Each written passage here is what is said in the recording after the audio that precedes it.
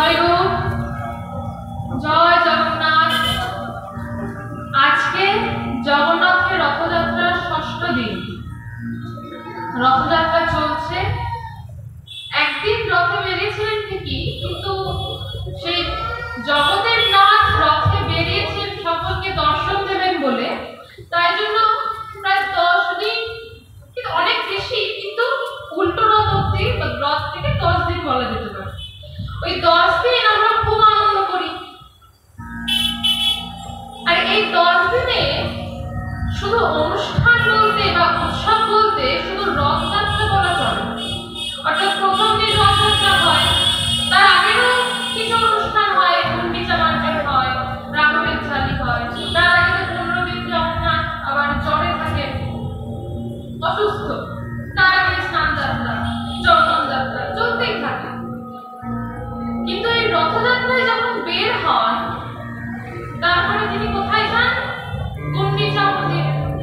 এবার ওই গুন্ডিচা মন্দিরে যাওয়ার পর থেকে যে কটা দিন উল্টো রথ অব্দি, সে প্রত্যেক দিনে কিন্তু আলাদা আলাদা কিছু না কিছু অনুষ্ঠান চলে, তার বিভিন্ন আলাদা আলাদা লীলা চলে, প্রত্যেক দিন আলাদা আলাদা লীলা। যেমন আজকে যে লীলা, তার নাম হচ্ছে দক্ষিণামোড়া। ওইখানে বলে দক্ষিণামোড়া, অর্থাৎ দক্ষিণ দিকে ঘোরা। রথ গুন্ডিচা মন্দিরের দিকে মুখ করে দাঁড়িয়ে আছে এখন, কারণ গুন্ডিচা মন্দিরের সামনে গিয়ে রথ দাঁড়িয়েছে। আজকে কি হয়, ওই রথ দক্ষিণ দিকে ঘোরানো হয়, যে এবার শুরু হলো প্রস্তুতি, এবার আবার ফিরবে তার নিজের বাড়িতে, মন্দিরে, জগন্নাথ মন্দিরে ফিরে যাবে। আজকের যে অনুষ্ঠান তার নাম হচ্ছে দক্ষিণামোড়া। আর আজকের অনুষ্ঠান হয় তার জন্য তার আগের দিন, অর্থাৎ কালকের দিন থেকে প্রস্তুতি শুরু হয়। কালকের দিনটিও কিন্তু খুব বিশেষ ছিল। কালকের দিনে কি হয় জানো? কালকের দিনে আমাদের জগন্নাথের অন্যরকম লীলা দেখা। জগন্নাথ কিন্তু জগতের প্রতি জগদীশ্বর, তার রাগ কি, কষ্ট কি, দুঃখ কি, আনন্দ কি, কিছুই নাই।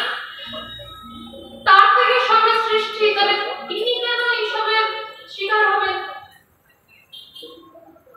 তা বারবারই হচ্ছে। যতবার ভক্তের কাছে ভালোবাসা পেয়েছেন, ভক্তের প্রেমের কাছে বাধা পড়েছেন, ততবার তিনি কেঁদেছেন, হেসেছেন, নেচেছেন, চুরি করেছেন, খেয়েছেন, সবই করেছেন। তো তার লীলা দেখে তার ভক্তের সুখ হয়। তাই জগন্নাথ বিভিন্ন লীলা করে, বিভিন্ন রূপে লীলা করে। তো কালকে যে লীলা ছিল তার নাম হচ্ছে হেরা পঞ্চমী। হয়তো শুনেছ হেরা পঞ্চমী। হেরা অর্থাৎ দেখা, আর পঞ্চমী, পঞ্চমী তিথি, ওই তিথিতে দেখা হেরা পঞ্চমী। তো হেরা পঞ্চমীর এক অন্যরকম লীলা আছে। আমরা শুনেছি যে জগন্নাথের মন্দিরে যে ভোগ রান্না হয়, তা স্বয়ং মা লক্ষ্মী তিনি প্রস্তুত করেন জগন্নাথের জন্য। জগন্নাথের ভোগের বিভিন্ন ঘটনা রয়েছে, রহস্য বলা যায়, যা এখনো কেউ জানে না কিভাবে ভোগ তৈরি হয়। ভোগের ঘরে কেউ প্রবেশ করতে পারে না, আর এই ভোগের ঘরে যারা প্রবেশ করেন তারা বলেন যে রান্না তো আমরা কেউ করি না, মা করে, ভগবতী করে, তো তার কৃপাতে নিজের থেকেই হয়ে যায়। এই 7টা হাঁড়ি পরপর বসানো থাকে উনুনে। সবার প্রথমে হাঁড়িটা সব থেকে আগে ওইখানে রান্না, তারপর আস্তে আস্তে রান্না হয়। অদ্ভুত ভাবে আমাদের তো বারবার গিয়ে দেখতে হয় যে ফুটলো কিনা, চাপ ঠিকঠাক হলো কিনা, বেশি সেদ্ধ হয়ে গেল কিনা, কম হলো কিনা, ওখানে দেখতে হয় না, বসিয়ে দিয়ে চলে আসো, তারপরে নিজের থেকে ঠিকভাবে সঠিক সময় কাজ হয়। ভগবতের কৃপায় নিজের থেকেই হয়ে যায়। মা প্রস্তুত করেন। তো এই রথের ঠিক আগে যে 15 দিন জগন্নাথ তিনি অসুস্থ, বন্ধ থাকে দরজা, পান্ডারাও তখন প্রবেশ করতে পারে না, দৈতাপতিরা সেবা করে। মা লক্ষ্মী তিনি সবসময় দেখাশোনা করেন ভিতরে। তো তারপরে জগন্নাথের ইচ্ছা হয় যে তিনি একটু বাইরে বেরোবেন, অনেকদিন ঘরে বন্ধ তো, বাইরে বেরোবেন।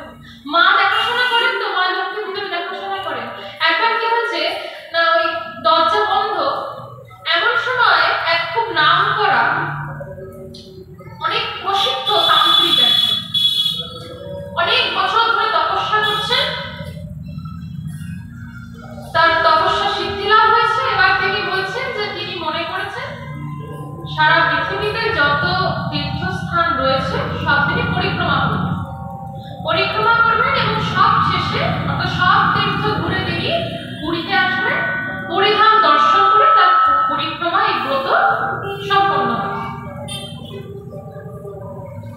তো এই তান্ত্রিক এসেছেন পুরীধামে, এসে দেখছেন দরজা বন্ধ। তো বলছে দরজা বন্ধ কেন? তো পান্ডারা বলছে যে এখন তো দরজা বন্ধ, তুমি জানো না আমাদের জগন্নাথ আমাদের মহাপ্রভুর এখন শরীর খুব খারাপ, তাই জন্য এখন দরজা বন্ধ, আমরা পান্ডা আমরাও ঢুকতে পারি না। এখন একমাত্র সেবা পায়, সেবা ভার পায় দৈতাপতিরা, আমরাও ঢুকতে পারি না। তখন তান্ত্রিক বলছে তা হয় নাকি? ও জগদীশ্বর, উনি ভগবান, উনার আবার শরীর খারাপ হয়? আমাদের শরীর খারাপ হতে পারে, উনার কখনো শরীর খারাপ হয়? তারপর দরজা বন্ধ করে একদম তিন ভাই বোনের ভিতরে, বাইরেই না, দেখাই না, তা হয় না? দরজা খুলে তোমাদের ঘন্টা ফালতু কথা, সব কিছু হয় না, দরজা খুলে খুলে। পান্ডা যতই বোঝায় ও আর বুঝতে চায় না, বলছে এসব কিছু হয় না, ভগবানের আমার কিসের শরীর খারাপ? তো তখন যেই পান্ডারা কিছুতেই শুনলো না, তখন তিনি কি করলেন, তখন রাজার কাছে গেছেন। রাজা, এরকম হচ্ছে তোমাদের, তোমার রাজ্যে পুরীর মন্দিরে এরকম অনাচার হচ্ছে, তুমি কিছু ব্যবস্থা করো। তখন রাজাও হাত জোর করে বলছেন যে সাধু বাবা, এটা তো বহু বছর ধরে লীলা চলে আসছে, এই কাজ বহু বছর ধরে চলে আসছে, এই সেবা, এটাই বন্ধ করতে পারবো না, সকলের বিশ্বাস জড়িয়ে আছে এর মধ্যে। বলছে তোমাকে আমি প্রমাণ করে দেবো যে সব কিছু ভণ্ডামি, তুমি আমার সাথে চলো। রাজা বিশ্বাস করে, কে এসছে তার কথায় আমি এখন জগন্নাথের উপর অবিশ্বাস করবো? কে না কে? বলছে তোমার বিশ্বাস হচ্ছে না তো, ঠিক আছে আমার সাথে বাইরে আসো। আমার শক্তির উপর তোমার বিশ্বাস নাই, বাইরে আসো। এই তান্ত্রিকের অহংকার নিজের শক্তির উপর, আমার শক্তির উপর তোমার বিশ্বাস নাই, বাইরে আসো। বাইরে নিয়ে গিয়ে তান্ত্রিক কি করলেন, একটা গাছ ছিল, বট গাছ। বট গাছ মানে জানো তো, বড় বট গাছ মানে বিরাট মোটা, কিন্তু ওই বট গাছের উপরে উঠেছে, উঠে দাঁড়িয়েছে। দাঁড়িয়ে রাজা দেখছে কি মন্ত্র বললো, বট গাছ শুদ্ধ হয়ে তান্ত্রিক উঠে চলে যাচ্ছে। রাজা তো অবাক, তার মানে নিশ্চয়ই খুব শক্তি আছে, এটা সাধারণ কেউ নয়, বট গাছ তুলে নিয়ে চলে যাচ্ছে, বিরাট শক্তি। তখন রাজা সঙ্গে সঙ্গে পেছন পেছন গেছে। আর এই তান্ত্রিক তার যোগ শক্তি বলে তপস্যা করেছেন, তো তপস্বী শক্তি তো আছে, ওই শক্তি বলে ওই বট গাছ নিয়ে গিয়ে পুরীর মন্দিরের সামনে নামিয়েছে। এবার নেমেছে, নেমে দেখছে দরজা বন্ধ, কি করে যাওয়া যায় না, নিজের শক্তি প্রয়োগ করে একটা ভ্রমরা রূপ ধারণ করছে, ছোট্ট, যাতে যে কোনো ছিদ্র বা ফুটো দিয়ে ফ্যান দিয়ে ভিতরে চলে যেতে পারে। তো এই দরজার এক কোণা দিয়ে এক ছোট্ট জায়গা দিয়ে ভিতরে ঢুকেছে, যে ভিতরে কি হয় দেখবো, আদৌ ভগবান এখানে ঘুমায় না কি করে, শরীর খারাপ কিনা সব আজকে বের করবে, নাকি পাহাড়ে দরজা বন্ধ করে কিছু ঘন্টানি করছে, কিছুই তো জানা যাচ্ছে না বাড়িতে। কিন্তু সবার বিশ্বাস কি না, জগন্নাথের তখন শরীর খারাপ, তাই সকলেই সেবা শুশ্রূষা করছে, জগন্নাথ যেন ভালো হয়ে যায় তাড়াতাড়ি। সকলের আদরের ছেলে তো জগন্নাথ, ওখানে জগন্নাথের সেবা করছে, কিন্তু এর অবিশ্বাস হয়েছে। তো ভিতরে ঢুকেছেন, ঢুকে দেখছেন কি জগন্নাথ, বলরাম, সুভদ্রা কাউকে দেখতে পাননি। তখন দেখছেন একটা সুন্দর অষ্টদল পদ্ম, সুন্দর বড়, এই পদ্ম থেকে সুন্দর গন্ধ বেরোচ্ছে। আর এই পদ্মের উপর একজন পরমা সুন্দরী দেবী বসে আছে, পদ্মের উপর।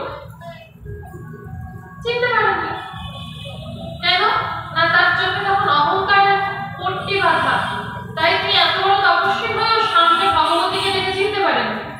তিনি গিয়েছেন, কিন্তু তিনি কোন রূপে ছিলেন, ভ্রমরা রূপে। তো এই ফুলের গন্ধ তাকে আকৃষ্ট করছে। উনি গিয়ে এরকম করতে করতে করতে করতে কি ফুলের মধ্যে বসেছেন, যেই বসেছেন সঙ্গে সঙ্গে ফুল আস্তে আস্তে বুঝে গেছে। বুঝে গেছে, এবার দেখছেন অন্ধকার হয়ে গেল, ভিতরটা অন্ধকার হয়ে গেল, থেকে গেল। এবার উনি ভয় পেয়ে গেছেন, কি হলো, বুঝে গেল, এবার আমি বেরোবো কি করে, দম বন্ধ হয়ে আসছে আস্তে আস্তে। কি করবো বেরোনোর চেষ্টা করছেন, নিজের মন্ত্র প্রয়োগ করছেন, কিছু দিচ্ছে। তখন শেষে কিছু না পেরে তিনি তখন তার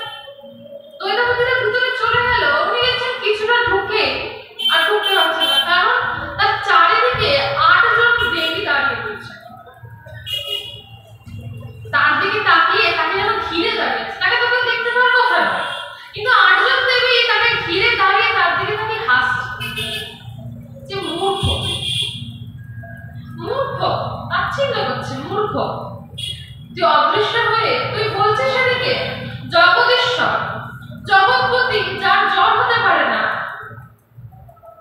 এদিকে তার চোখে ধুলা দিয়ে তুই কিন্তু অদৃশ্য হয়ে ঢুকছিস, যার শক্তি তুই শক্তিমান বলি তাকেই কিনা তুই এইভাবে খেলা দেখাচ্ছিস। মজা। আটজন দেবী তাকে ঘিরে হাসছে। মূর্খ তুই, মূর্খ। ওই দেখে উনি আর থাকতে না পেরে ছুটে বেরিয়ে চলে এসেছেন। বুঝতে পেরেছেন যে তার দোষটা কোথায়। তিনি তার কাছে ভক্তিভাবে না গিয়ে অহংকারের পট্টি বেঁধে তার সামনে গিয়ে দাঁড়িয়েছিলেন। তাই আজকে তাকে প্রভু এইভাবে দেখালেন এবং প্রভু দর্শনও পেল। তারপরে ওই তান্ত্রিক কি করলেন, বুঝতে পারলেন যে জগন্নাথ দেবের মহিমা কি। তারপরে তিনি সম্পূর্ণভাবে পুরী ধামে বসবাস করতে লাগলেন। যে জগদীশ্বর যিনি, তারও জ্বর হয় যদি ভক্তের ইচ্ছা হয়, ভক্ত তাকে ভালোবাসেন, তো ভক্তের ভালোবাসা পেতে তিনি তার ছেলে হন, স্বামী হন, সন্তান হন, বন্ধু হন, ভাই হন। তো মা যখন ভগবতী লক্ষ্মী তিনি যে রন্ধন করে, সেই রন্ধন প্রভু পান। তো এই যে 15 দিন ব্যাপী তার শরীর খারাপ নামে, একদিন খুব করে স্নান করে আর স্নানের পর একবারে 15 দিনের জন্য জ্বর, প্রচন্ড শরীর খারাপ হয়েছে। তো ওই শরীর খারাপের সময় তাদের মন খারাপ থাকে, ভক্তদের দর্শন পান না। তো ওই শেষ হওয়ার পর রথের দিন মা লক্ষ্মীকে বলে যে দেবী প্রিয়ে, এবার আমরা একটু বাইরে যাই, দেখে আসি একটু বাইরে আমার ভক্তরা কেমন আছে, অনেকদিন বাইরেও যায় না, একটু বাইরের বাতাস শরীরে লাগুক, শরীর খারাপ ছিল লাগুক, ঘুরে আসি। ভগবতী তিনি অনুমতি দেন। কতদিন যাবে? একদিন, 2 দিন। এদিকে উনি যে রথে বেরোলেন, 1 দিন, 2 দিন, 3 দিন, 4 দিন কেটে যাচ্ছে, আর ফিরে আসছে। তখন মা লক্ষ্মী তিনি ক্রোধিত হন, রেগে যান। আরে একদিন বলে গেল, 4 দিন হয়ে গেল, নাই কোথায় গেল? তার দাসীদেরকে খোঁজ করতে পাঠান, কোথায় গেল দেখো। দাসীরা খোঁজ নিয়ে আসে, গুন্ডিচা মন্দিরে রয়েছে, খুব আদর খাচ্ছে, খুব ভোগ হচ্ছে, ভোগ পাচ্ছে, ভোগ গ্রহণ করছেন, আর খুব আনন্দে রয়েছে 3 ভাই বোন। তার ভক্তরা ঘোর দর্শন করতে যাচ্ছে, খুব আনন্দে আছে। তখন মা লক্ষ্মী তিনি রাগ করে ক্রোধিত হন, আরে আমাকে একদিন বলে চলে গেল, ওখানে 3 জন মিলে আনন্দ করছে, আমায় নিয়ে গেল না। তখন মা কি করেন জানো, ওই তার দাসীদেরকে বলেন তাড়াতাড়ি তোরা যুদ্ধ বেশি সজ্জিত হয়। যুদ্ধ বেশ মানে কি, একদম হাতে অস্ত্র শস্ত্র নিয়ে তৈরি হ, আমরা এখনই যাব। কার বিরুদ্ধে যুদ্ধ করবে না? জগন্নাথের বিরুদ্ধে। মা লক্ষ্মী তখন ওই তার দাসীদেরকে নিয়ে, কালকে গতকাল যে ছিল পঞ্চমী, ওই পঞ্চমীতে তার দাসীদেরকে নিয়ে গুন্ডিচা মন্দিরের দিকে যান। গুন্ডিচা মন্দিরের দিকে যান, আর সেখানে গিয়ে যত পান্ডারা রয়েছে বা তার যে রক্ষক, তার রথের রক্ষকরা, তার দাসকে, জগন্নাথের দাসকে তাদেরকে ধরেন, সখীদের দাসীদের বলে ধরো, সবাই একদম ধরে গ্রেফতার করে বলতে। তখন মা লক্ষ্মী বলে যে তোদের জন্য আজ জগন্নাথ ফিরছে না, তোদের সেবায় এতই মগ্ন হয়েছে, সে আর ফিরছে না, তাড়াতাড়ি বল কোথায় লুকিয়ে রেখেছিস, তাড়াতাড়ি বল। মা রেগে গেছেন, তখন সঙ্গে সঙ্গে খোঁজ দেওয়া হয়, জগন্নাথের কাছে খোঁজ যায়, খবর যায় মা এসছেন। জগন্নাথ গুটি গুটি পায়ে আসে মান ভাঙাতে। রেগে গেছেন তো, স্ত্রী রেগে গেছে, মান ভাঙাতে এসেছে, অনেক ভালো করে বুঝিয়ে সুঝিয়ে মান ভাঙান, আজ্ঞা নেন যে আমরা থাকবো বা উল্টো রথের সময় ফিরে যাব। মা তখন খুশি হন। তারপরে মা আবার ফিরে আসে। এই লীলা এখনো চলে আসছে, গতকাল হয়েছে, প্রত্যেক বছর এই লীলা হয়। মা লক্ষ্মী তিনি যান, সেখানে দর্শন হয়, দেখা সাক্ষাৎ হয়। আবার আসবার সময় মা কি করে, ক্ষমা করে দিলেন তাড়াতাড়ি না, আসবার সময় কি করে, জগন্নাথের রথের একটা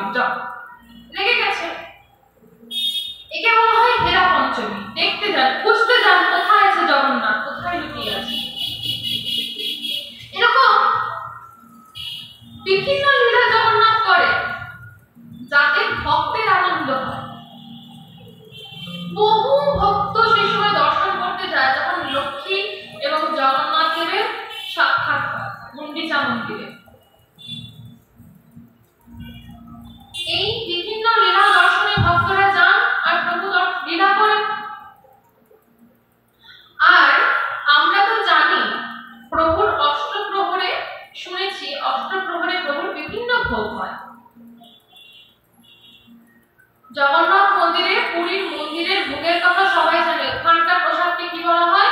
মহাপ্রসাদ। আমরা একাদশী বা যে কোনো ব্রতর পরে ওই প্রসাদ গ্রহণ করে ব্রত ভঙ্গ করি। ওই প্রসাদের মাহাত্ম্য বিশাল, যা হয়তো বলেও শেষ করা যাবে। এই প্রসাদ কিভাবে মহাপ্রসাদ হয়? না, প্রথমে জগন্নাথ তিনি মা লক্ষ্মী প্রথমে সেই প্রসাদ তৈরি করেন, ভোগ তৈরি করেন। সেই ভোগ যখন জগন্নাথ পান, প্রসাদ হয়। সেই প্রসাদ মা বিমলা পান, তারপর তা মহাপ্রসাদ হয়। সেই মহাপ্রসাদ আনন্দবাজারে আসে এবং সেখানে জাত পাত নির্বিশেষে সকলে একসাথে বসে খায়। ওখানে কিন্তু ওরকম কোনো ভেদাভেদ নাই যে এর ছোঁয়া খাবো না, ওর পাশে বসে খাবো না। সব করলে চলবে না, করলে অপরাধ হয়ে যাবে, মহা অপরাধ হবে। ওখানে সকলকে একসাথে বসে খেতে হবে, প্রসাদ খেতে হবে, একসাথে বসে প্রসাদ খেতে হবে। আর জগন্নাথের প্রসাদের স্বাদই আলাদা। ওই প্রসাদ যে পেয়েছে সে জানে ওই প্রসাদের মতো আর কোনো প্রসাদ হয় না। বিশেষ করে যারা পুরীতে গেছো, এখন পাওয়া যায় কিনা জানি না, জগন্নাথের সকালে ওই বাল্যভোগের এক প্রসাদ হতো, পান্তা ভাত যাকে বলে। ওই পান্তা ভাতের স্বাদই আলাদা। পান্তা ভাতের স্বাদই আলাদা। জগন্নাথ এই যে প্রসাদ, এই ভোগ গ্রহণ করেন, তার মধ্যে তার একটি প্রিয় ভোগ হচ্ছে পান। খাওয়ার পরে সবাই খায় না, মুখ শুদ্ধি হিসাবে পান। জগন্নাথ পান খুব ভালোবাসেন। তো এই পানের প্রচলন কিভাবে হলো জানো? তাও এক ভক্তকে দিয়েই হলো। কি না, তার এক ভক্ত প্রভু দাস, সে পান বিক্রি করে। পান বিক্রি করে, তো রোজ পান বিক্রি করে আর ভাবে যে জগন্নাথ প্রভু, তোমার ভোগের কাজ তো আমার নয়, যদি আমার কোনোদিন সামর্থ্য হয় তোমায় পান দেব, তুমি ভোগের পর যদি পান মুখ শুদ্ধি হিসাবে নাও তাহলে ভালো লাগবে। রোজই ভাবে তোমায় পান দেব, কিন্তু দিতে পারে না, কারণ সাধারণ একজন পানওয়ালা কি করে যাবে ভোগের পরে কি পান দিয়ে আসবে? পান্ডারা কেনই বা নেবে? তো একদিন তার আরেক ভক্ত বলরাম দাস, তিনি ওই জগন্নাথ মন্দিরের বাইরে রাত্রিবেলা মধ্যরাত্রে বিচরণ করছে। হঠাৎ দেখেন কি, মধ্যরাত্রে যখন নিঝুম পরিবেশ, সকলে ঘুমোচ্ছে, জগন্নাথের মন্দিরের দরজা খুলে গেল। আর দুটো বাচ্চা বাচ্চা ছেলে, অল্প বয়সী, এগুলো ছোট ছিল, তারা গায়ে সাদা কাপড় পরা, বেরিয়ে ওই পানওয়ালা প্রভু দাসের ঘরে গিয়ে ঢুকছে। আবার কিছুক্ষণ পর বেরিয়ে আসছে, বোঝা যাচ্ছে পান খেয়েছে, ঠোঁটটা লাল, পান খেলে ঠোঁট লাল হয়ে যায়, জিভ লাল হয়ে যায়। বেরিয়ে এসে আবার ঢুকছে ওই ঘরে, এই জগন্নাথ মন্দিরে চুপচাপ। রোজ ঘর, একদিন, 2 দিন, 3 দিন, 4 দিন, রোজ দেখছেন। উনি ভাবছেন জগন্নাথ মন্দিরে এইটুকু ছেলে আবার কি, চিনতে পারছি না তো, রোজ দেখেন। তো তার কি মনে হলো, তিনি একদিন গিয়ে প্রভুদাস পানওয়ালা তার কাছে গেছে, তোমার বাড়িতে রোজ রাত্রিবেলা দেখি কে আসে, কে গো? দুটো ছেলে। কাজ আসে? বলছে জানি না তো, রাত্রিবেলা দুটো ছেলে আসে, পান চাই, দিয়ে দিই। বলছে আচ্ছা, কিন্তু অত রাতে আসে, দাম ঠিকঠাক নাও তো? রাত্রি মাঝরাত্রে কেউ যদি এসে তোমাকে কাজ করায়, যে কোনো কাজে তুমি করো, সেটা তো বেশি নেবে তুমি দাম। বলছে তুমি দাম ঠিকঠাক নাও তো? বলছে না, রাত্রিবেলা বাচ্চা দুটো আসে, আবার দাম কিসের? আমি কোনো দামই নিই না, বিনা পয়সা কোনো দাম নিই না। বলছে তা হয় না, তুমি ব্যবসায়ী, তুমি তো ব্যবসায়ী, তো ব্যবসাটা ঠিকঠাক রাখতে হবে নাকি? তোমার কাছে পান নিতে আসছে রোজ, একদিন 2 দিন হলে হয়, রোজ আসে, তো তুমি টাকা পয়সা কিছু নেবে না? আজকে আসলে বলবে টাকা দিতে, আর যদি টাকা না দিতে পারে তাহলে বলবে গায়ে যে চাদর আছে, চাদরটা যেন বন্ধক রেখে যায়, পরদিন এসে টাকা দিয়ে ছাড়িয়ে নেবে। বলছে ঠিক আছে তাই হবে। প্রভুদাস তো ভক্ত, সাধু এমনই হয়, সাধুর মনে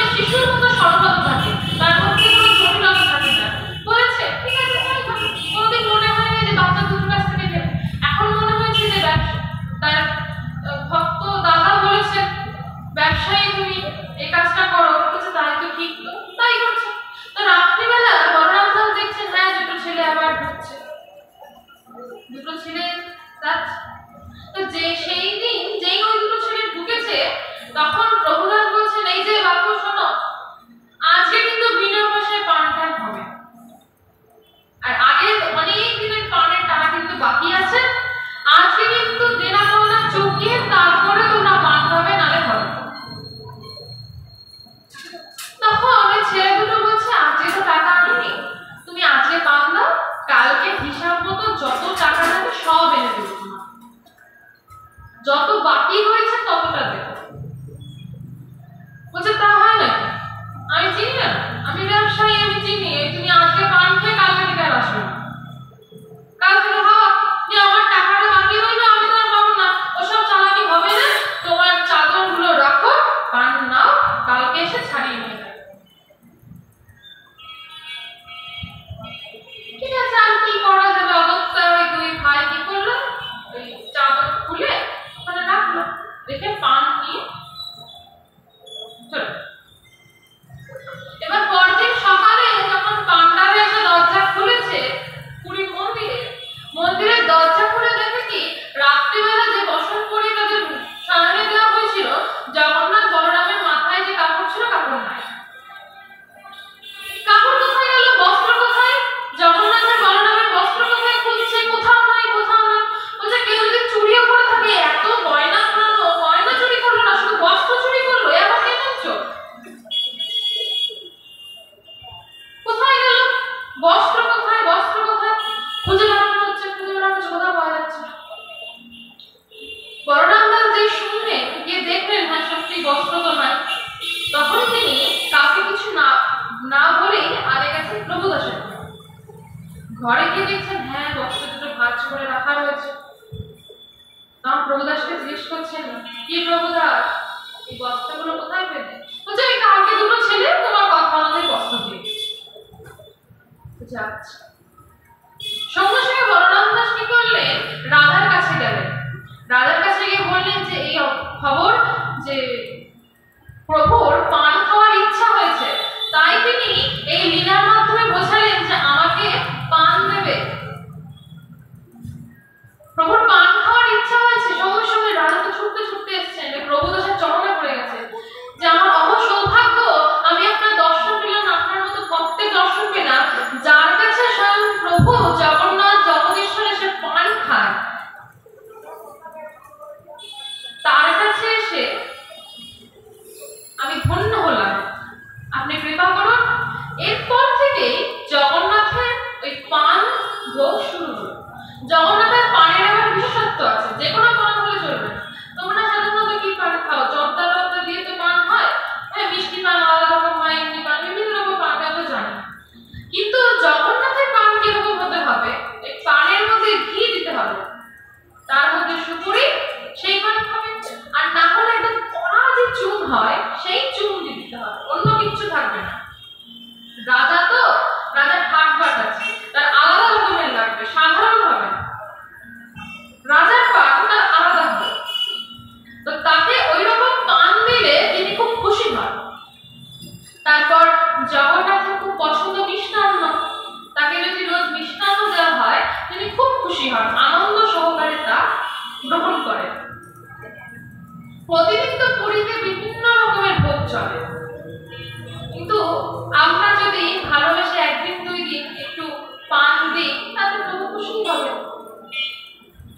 নিজের ভালোবাসা জ্ঞাপন। প্রভু প্রসাদ মানে আমরা শুনেছিলাম, প্রসাদ কি, প্রভুর কৃপা, তার করুণা তার মধ্যে দিয়ে আসে, তো সেই প্রসাদ আমরা যখন পাবো, প্রভু খুশি হয়েছেন, তারপর সেই প্রসাদ যখন আমরা পাবো, তাতে প্রভুর করুণা আমাদের মধ্যে বর্ষিত হবে।